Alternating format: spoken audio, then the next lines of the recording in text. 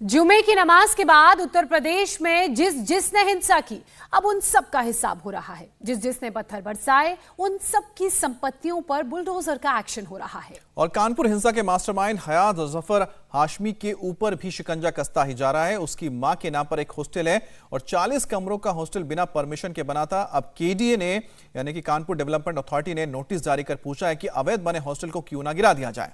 साथ ही हाशमी के परिवार पर भी एक्शन हुआ है। उसकी बहन के नाम जारी राशन की दुकान का लाइसेंस निरस्त कर दिया गया है। हाशमी की एमएमए जौहर फैंस एसोसिएशन के करोड़ों रुपए की फंडिंग की जांच भी अब ईडी करेगी। और सबसे बड़ी बात यह कि उत्तर प्रदेश में बुलडोजर एक्शन में अमित आज सुप्रीम कोर्ट में भी सुनवाई है।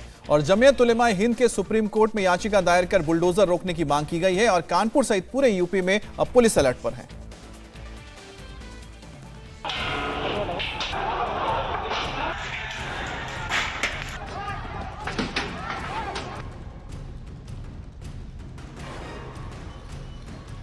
प्रयागराज हिंसा के मुख्य आरोपी जावेद के घर पर बुलडोजर चलने के बाद अब बारी है कानपुर की। कानपुर दंगे के मास्टरमाइंड माने जाने वाले हयात जफर हाशमी का सारा रिकॉर्ड खंगाला जा रहा है। कानपुर में बरसे एक एक पत्थर का हिसाब होगा। कानपुर दंगा के मुख्य आरोपी हयात जफर हाशमी के संपत्ति पर भी बुलडोजर एक्शन की तैयारी है। कानपुर के काकादेव में हयात जफर हाशमी की मां सईदा के नाम पर हॉस्टल का पता चला है।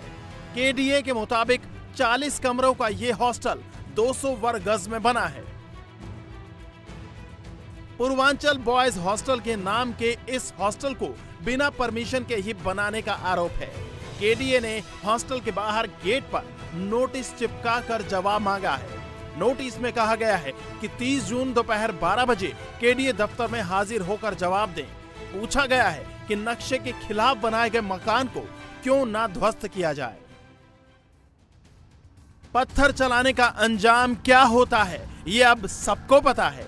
कानपुर में 3 जून को हुए दंगे का मास्टरमाइंड हयात जफर हाशमी ही माना जाता है। प्रशासन ने उसके खिलाफ सख्त एक्शन लेना शुरू कर दिया है ताकि फिर कोई हाशमी पत्थर चलाने की जरूरत न कर सके। जिला आपूर्ति विभाग ने हाशमी की बहन का सरकारी राशन की दुकान का लाइसेंस भी निरस्त कर दिया है। आरोप है कि राशन बांटने के डिटेल्स में कमी थी। अब हाशमी की मां के अवैध हॉस्टल पर नोटिस चिपका दिया गया है। हाशमी की एमएमए जौहर फैंस एसोसिएशन संस्था को करोड़ों की फंडिंग की जांच ईडी ने शुरू कर दी है। ईडी हिंसा के मुख्य आरोपियों को फंडिंग की जांच करेगा। कानपुर पुलिस कमिश्नर से कानपुर हिंसा की सभी एफआईआर मांग ली गई हैं। अब शिकंजा कसना तय है। मैसेज साफ है, किसी भी पत्थरबाज को बख्शा नहीं जाएगा और मास्टरमाइंड को तो बिल्कुल भी नहीं। इधर दंगाइयों के घरों पर बुलडोजर के एक्शन से परेशान जमीयत उलेमाए हिंद ने सुप्रीम कोर्ट में गुहार लगाई है। जमीयत उलेमाए हिंद ने याचिका में कहा है कि 2 नेताओं ने पैगंबर मोहम्मद के खिलाफ अपमानजनक कमेंट किए थे। इसके विरोध में 3 जून को कानपुर में मुस्लिम समुदाय के लोगों ने प्रदर्शन किया। इस दौरान हिंसा हुई जिसमें 2 समुदाय के लोगों ने पथराव किए। प्रशासन ने एक तरफा कार्रवाई कर एक वर्ग से जुड़े लोगों के मकानों पर बुलडोजर चलाए।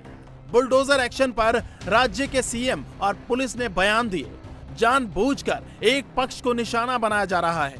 कोर्ट यूपी सरकार को कार्रवाई रोकने के आदेश दे।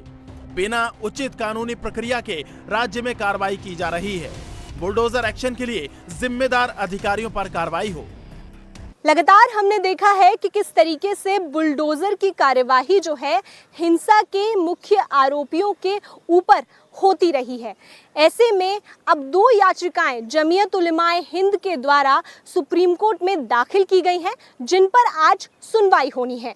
पहली जो याचिका है वो प्रयागराज से जुड़ी हुई है।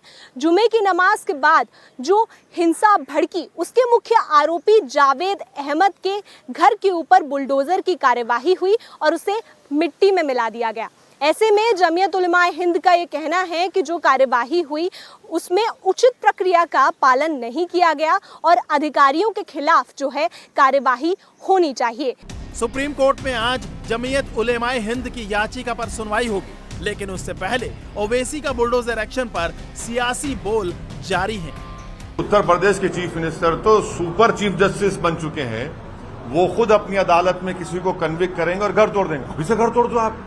रूल ऑफ लॉ को तो बर्बाद कर रहे हैं आप। जो घर तोड़ा गया आफरीन फातिमा का, वो तो उसकी मां के नाम पे था। आपने झूठी नोटिस दी, आपने झूठा कहा कि पहले नोटिस दी। आपको कोई इख्तियार ही नहीं है घर तोड़ने का। अगर है हिम्मत भाजपा वाले, तोड़ना टिनी का घर, क्यों नहीं तोड़ते आप? उसमें तो 5 लोगों की हत्या का इल्जाम है, सुप्रीम कोर्ट ने बेल कैंसिल की। ये खुली नफरत की मिसाल है मुसलमानों के खिलाफ। वहीं प्रयागराज हिंसा के मास्टरमाइंड माने जाने वाले जावेद के घर से पुलिस को कुछ फटे हुए पर्चे मिले थे। पुलिस का कहना है कि इस पर्चे में भीड़ को उकसाने वाला कमेंट था। इस मैसेज में लिखा था, साथियों 10 जून जुमा के दिन अटाला पहुंचना होगा, वहां इकट्ठा होना है, जो भी अड़चन बनेगा उस पर वार करना होगा, हमें अदालत पर भरोसा नहीं है। 2 असलहे मिले थे, 4 कारतूस मिले थे, एक पर्चा मिले था जिसपे लिखा हुआ था कि अटाला पहुंचना है और जो भी अड़चन डालेगा उस पर वार करना है, अदालत पे भरोसा नहीं है। इस तरह की बातें पर्चे पे लिखी हुई थी। उसको तफ्तीश में शामिल किया जा रहा है। उन असलहों को भी शामिल किया जाएगा कि किसके द्वारा वो पहुंचाए गए। जो बासिंदे थे उस घर के, उसी के ऊपर ये मामला दर्ज हो रहा है और उन्हीं के खिलाफ आगे जांच करके कार्रवाई की जाएगी।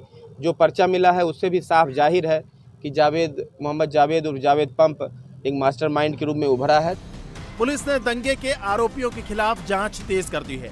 शहर के चौक चौराहों पर 59 आरोपियों के पोस्टर लगाए गए हैं। अभी तक प्रयागराज हिंसा मामले में 90 से ज्यादा लोगों को गिरफ्तार किया जा चुका है। इंडिया टीवी हर वक्त हर जगह डाउनलोड करने के लिए सर्च करें India TV news Google play store या ऐप स्टोर पर।